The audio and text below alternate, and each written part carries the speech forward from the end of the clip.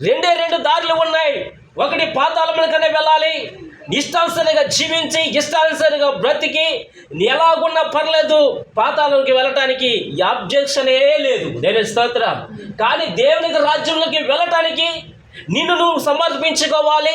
నిన్ను సజీవ యోగముగా నువ్వు సమర్పించుకుంటూ దేవునికి నీవు అర్పించుకుంటూ నీ హృదయంలో దేవునికి స్థానం ఇచ్చుకుని, నీ హృదయంలో ఆయనను ఆహ్వానించుకొని, నీ హృదయంలో పరిశుద్ధాత్మ అనే అనుభవంలోనికి నువ్వు వచ్చినప్పుడే పరలోక రాజ్యంలోనికి మనము వెళతాం. ప్రియమైన వాళ్ళారా, నేను స్తోత్రం.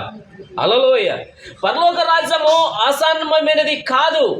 ఈ లోక యాత్ర ముగించుకున్న తర్వాతే ముందుకు మన పరలోక రాజ్యం ఎలా వెళ్ళాలో మనకి తెలియదు. ఎప్పుడైతే ఈ లోకయాత్ర ముగించుకుంటామో అప్పుడే ఆవుల గొట్టుకు మనం వెళ్ళాలి. ఆవుల గొట్టుకి మనం వెళ్ళాలంటే, ఆ త్రియప్పులకు మనం వెళ్ళాలంటే, మనకి ఇది వరకు మన యొక్క ముసలోళ్ళు పడుకున్నప్పుడు కళ్ళలో ఆ యొక్క సరిపోతున్న 3 రోజులు 4 రోజులు వారం రోజులు సరిపోతున్నప్పుడు వారు ఏమనేవారు అండి, యమలోళ్ళు చేస్తున్నారని తీసుకెళ్ళిపోవడానికి అనేవారు. అవునమ్మా? ముసలోళ్ళు యమలోళ్ళు చేస్తున్నారు. ఆ యమలోళ్ళు ఎవరి కోసం వస్తున్నారు?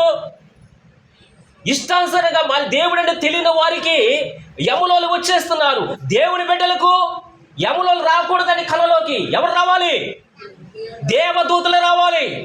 నిన్ను తీసుకెళ్ళటానికి 2 దేవదూతలు రావాలి. ఆ 2 దేవదూతలను తీసుకుని ఆవులు కట్టుకుని తీసుకువెళ్ళాలి. దేవుని స్తోత్రం. యమదూతలు వచ్చారంటే మనం ఎక్కడికి వెళ్ళిపోతున్నాము? నరకానికి వెళ్ళిపోతున్నాము. దేవదూతల కళలోకి వస్తే మనం ఎక్కడికి వెళ్తున్నాము? నిత్య జీవములోనికి, పరదేశంలోనికి మనము వెళ్ళిపోతున్నాం. ప్రియమైన వాళ్ళారా.